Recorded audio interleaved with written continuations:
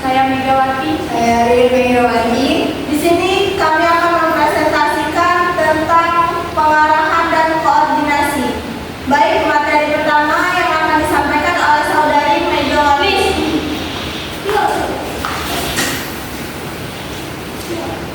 Baik, saya akan menjelaskan pentingnya pengarahan dan koordinasi dalam pekerjaan. Pengarahan dan koordinasi adalah elemen manajemen yang saling melengkapi untuk mencapai tujuan organisasi secara efektif. Terus pengarahan, yaitu pengarahan proses memberikan bimbingan kepada individu atau kelompok agar dapat melaksanakan pekerjaannya dengan baik dan tenang. Koordinasi, yaitu proses mengintegrasikan aktivitas sumber daya organisasi agar semua bagian bergerak secara harmoni menuju tujuan bersama. Contoh dari pengarahan itu yaitu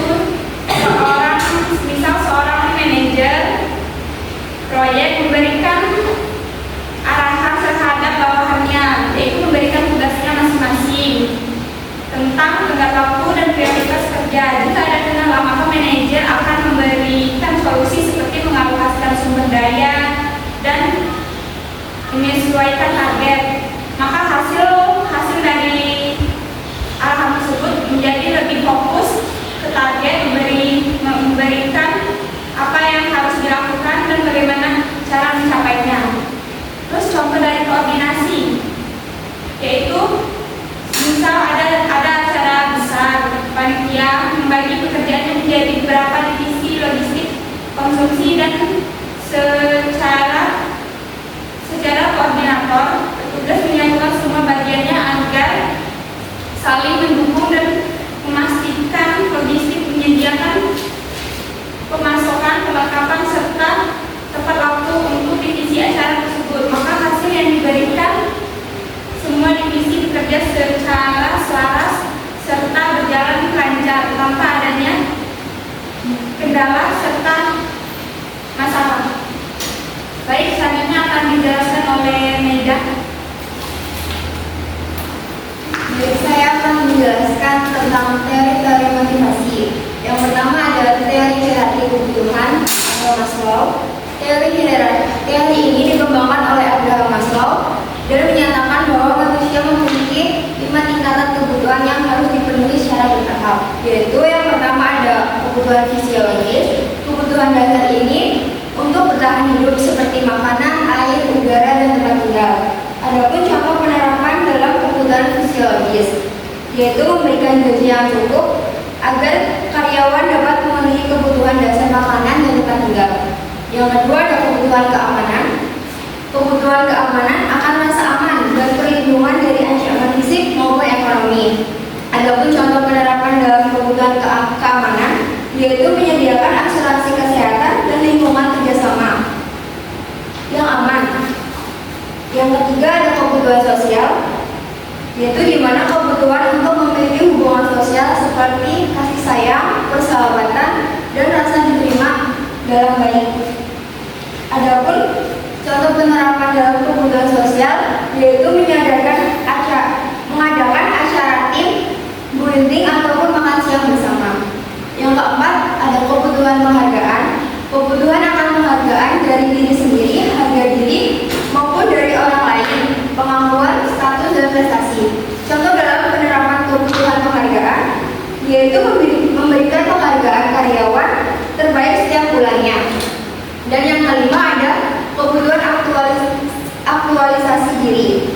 Kebutuhan untuk merealisasikan potensi diri, mencapai tujuan hidup, dan menjadi versi terbaik dari diri sendiri. Ada contoh penerapannya, yaitu menawarkan pelatihan lanjutan ataupun training untuk mengembangkan karir. Menurut Maslow, kebutuhan di tingkat yang lebih rendah harus terpenuhi terlebih dahulu sebelum seseorang termotivasi untuk memenuhi kebutuhan di tingkat yang lebih tinggi. Yang kedua ada teori 2 faktor, yaitu Herberg. Teori ini dikembangkan oleh Friedrich Herberg dan membagi faktor motivasi kerja menjadi 2. Yang dimana yang pertama ada faktor higienis. Faktor ini tidak memotivasi secara langsung, tetapi kehadirannya dapat menyebabkan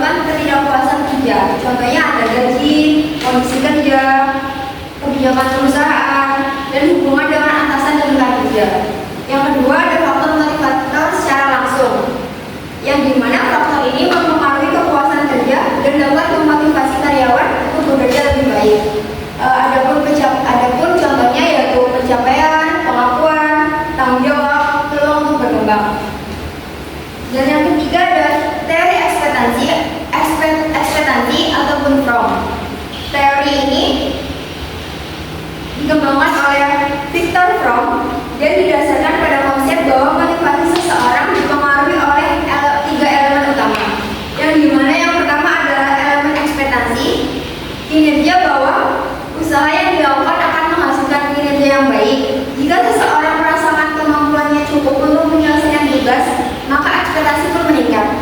Yang kedua ada instrumental. Keyakinan bahwa kinerja yang baik akan dihargai. Jika seseorang percaya bahwa hasil kerjanya akan menghasilkan imbalan, maka motivasinya meningkat. Dan yang ketiga ada valensi. Nilai atau daya tarik imbalan yang diterima. Jika imbalan yang dijanjikan memiliki nilai penting bagi individu, maka motivasi akan lebih tinggi. Contoh penerapan dalam ekspektasi, memberikan training yang cukup agar karyawan dapat menyelesaikan pekerjaan yang baik. Adapun contoh penerapan dalam contoh valensi, yaitu memastikan bonus atau penghargaan yang diberikan memiliki nilai yang berarti bagi karyawan seperti kenaikan jabatan ataupun insentif liburan. Dan yang terakhir ada instrumental, yaitu menjelaskan bahwa pencapaian target tertentu akan dihargai di bonus. Baik, selanjutnya akan dilanjutkan oleh saudari Syakila Aulia.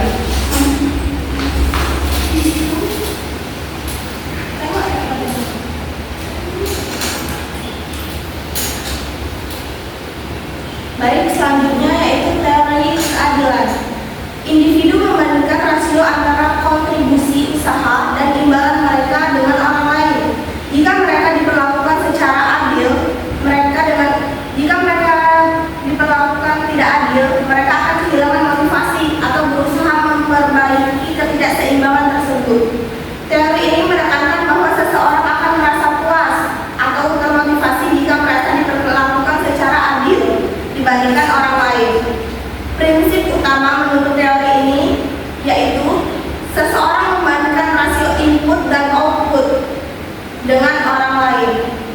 Input yaitu segala sesuatu yang diberikan dalam situasi tertentu seperti waktu, usaha, keterampilan, pengalaman, dan komitmen. Sedangkan output yaitu segala sesuatu yang diterima seperti gaji, penghargaan. Situasi dalam teori keadilan, jika rasio input dan output seseorang sama dengan orang lain, maka dia akan merasa diperlakukan adil. Ini membuatnya puas dan termotivasi. Contoh, kita bekerja selama 8 jam dan rekan-rekan kita pun bekerja selama 8 jam dan kita mendapatkan gaji yang sama. Jadi kamu merasa adil dan rekan-rekanmu juga merasa adil. Manajer memastikan bahwa setiap anggota tim mendapatkan penghargaan yang setara berdasarkan kontribusi mereka sehingga tidak ada yang merasa dirugikan. Yang kelima ada teori self-determination. Teori ini menjelaskan bagaimana motivasi bekerja pada manusia. Menurut teori ini, kita akan termotivasi untuk melakukan sesuatu. Motivasi ini terbagi menjadi dua, yaitu motivasi intrinsik dan motivasi ekstrinsik. Motivasi intrinsik yaitu seseorang melakukan sesuatu karena ia menyukainya atau merasa puas melakukannya, bukan karena iming-iming hadiah atau tekanan dari luar. Contohnya, kamu menggambar karena merasa senang, bukan karena ada perlombaan. Penjelasannya, dalam motivasi intrinsik, kepuasan berasal dari aktivitas itu sendiri. Misalnya, kamu membaca buku cerita karena ceritanya menarik dan membuatmu bahagia. Motivasi ekstrinsik yaitu seseorang melakukan sesuatu karena ada pengaruh dari luar, seperti hadiah, ujian, atau hukuman. Contohnya, memberikan kebebasan kepada karyawan untuk menyelesaikan tugas dengan cara sendiri, hingga mereka merasa lebih berdaya.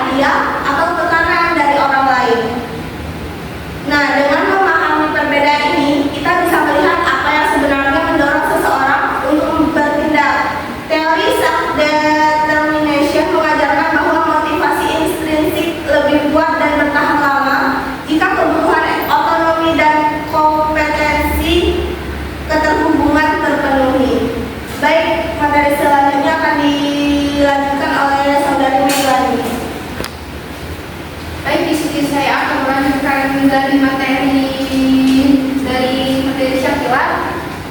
Di sini saya akan menjelaskan tentang prinsip-prinsip motivasi yang di sini ada 6 prinsip. Yang pertama, 1. Memahami kebutuhan dan tujuan individu.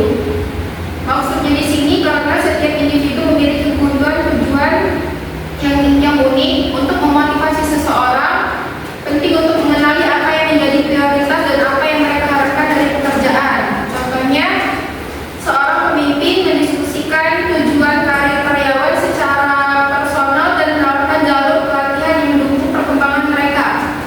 Yang kedua, memberikan penghargaan yang adil. Di sini maksudnya ketika penghargaan yang diberikan secara adil, individu merasa dihargai atas usaha mereka yang memotivasi mereka untuk terus berprestasi. Contohnya, seorang karyawan yang menyelesaikan proyek besar dan hasil luar biasa akan diberikan bonus dan sertifikat. Yang ketiga, menyesuaikan tugas dengan kemampuan. Maksudnya di sini tugas yang diberikan harus sesuai dengan keterampilan, bakat, dan keahlian individu agar mereka dapat bekerja dan percaya diri dan produktif. Contohnya, memberikan tugas kreatif kepada seorang desainer grafis, bukan tugas administrasi yang monoton, agar mereka dapat berkontribusi sesuai keahlian mereka. Yang keempat, memberikan tantangan yang masuk akal. Maksudnya, tantangan yang masuk akal membantu individu mengembangkan kemampuan mereka dan memberikan rasa pencapaian. Contohnya, memberikan target penjualan sebesar 20% lebih tinggi kepada seseorang sales untuk mendorong peningkatan performa tanpa membuat mereka merasa terbebani. Yang kelima, memberikan umpan balik yang konstruktif. Contohnya, manajer memberikan saran spesifik tentang bagaimana meningkatkan kualitas presentasi karyawan seperti menambahkan data statistik untuk memperkuat argumen. Karena umpan balik yang jelas, spesifik dan positif memberikan arahan untuk perbaikan tanpa membuat individu merasa disalahkan. Terus yang terakhir, menciptakan lingkungan kerja yang mendukung. Maksudnya di sini karena pemimpin mendorong komunikasi dua arah di mana anggota tim bebas menyampaikan pendapat. Contohnya mengadakan sesi mingguan untuk mendengarkan ide dan masukan dari karyawan tentang cara meningkatkan efisiensi kerja. Baiklah, kesimpulan akan dibacakan oleh Saudari Syakila. Nah, jadi kesimpulannya di sini yaitu pengarahan dan koordinasi adalah elemen penting manajemen untuk mencapai tujuan organisasi agar pekerjaan berjalan sesuai prioritas. Sedangkan koordinasi yaitu menyelaraskan aktivitas untuk mencegah konflik dan meningkatkan efisiensi. Keduanya menciptakan sinergi, meningkatkan produktivitas, dan mendukung keberhasilan organisasi. Baiklah, sekian presentasi dari kami. Ada yang ingin bertanya?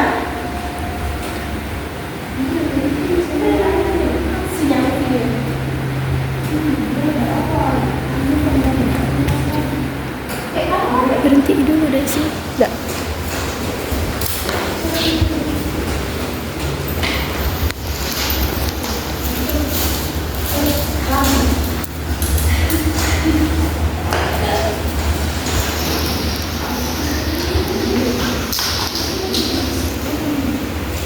Dedek. Perkenalkan,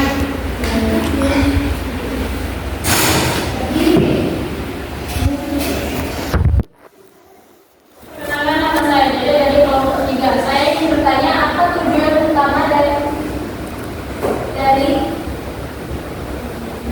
koordinasi dalam sebuah tim organisasi. Terima kasih.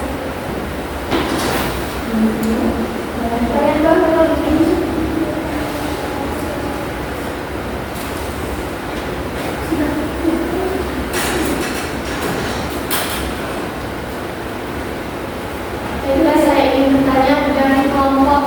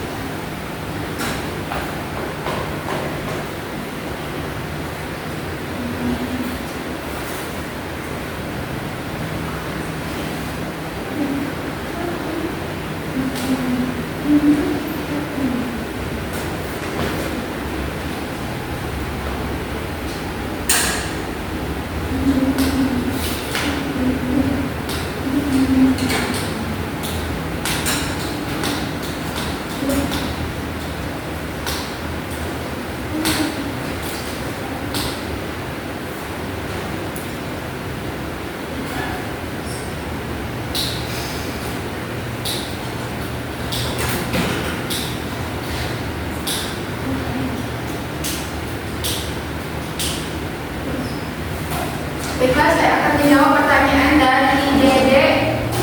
Apa tujuan utama dari koordinasi dalam sebuah organisasi? Yang pertama, menghindari konflik, mencegah miskomunikasi dan duplikasi tugas.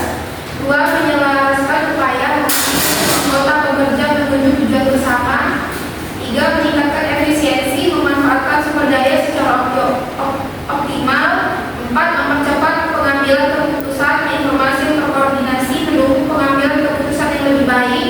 Lima, mendukung inovasi, kolaborasi yang baik menghasilkan ide-ide baru.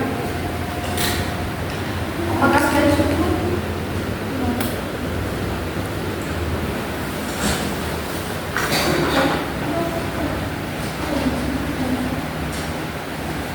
Baik, di sini saya akan menjawab pertanyaan dari Angel Aulia dari kelompok 2. Bagaimana seseorang manajer mengatasi tantangan dalam pengarahan? Seorang manajer mengatasi tantangan dalam pengarahan yaitu dengan membangun komunikasi yang lebih jelas dan terbuka,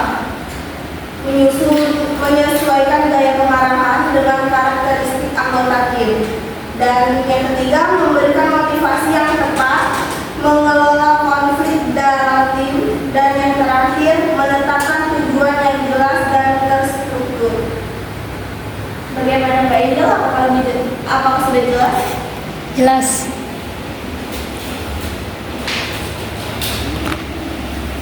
Baiklah, saya akan menjawab pertanyaan dari Nurul. Koordinasi yang buruk dapat mempengaruhi kinerja organisasi secara signifikan. Jawabannya, misalnya dalam proyek pembangunan gedung, jika tim arsitek, insinyur sipil, dan tim pembelian materi tidak berkoordinasi dengan baik akan terjadi penundaan dalam penyediaan materi yang dibutuhkan. Akibatnya proyek menjadi tertunda, biaya membengkak, dan menjadi reputasi perusahaan dapat menurun.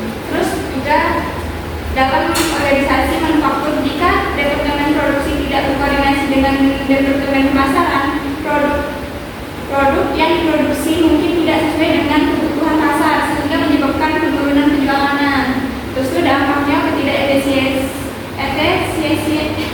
ketidakefisienan proses kerja, terus itu konflik antar tim atau departemen, terus penurunan kualitas hasil kerja, dan biaya operasional meningkat, dan kehilangan kepercayaan pelanggan atau pemangku kepentingan. Baiklah, sudah jelas, Nurul? Jelas, terima kasih.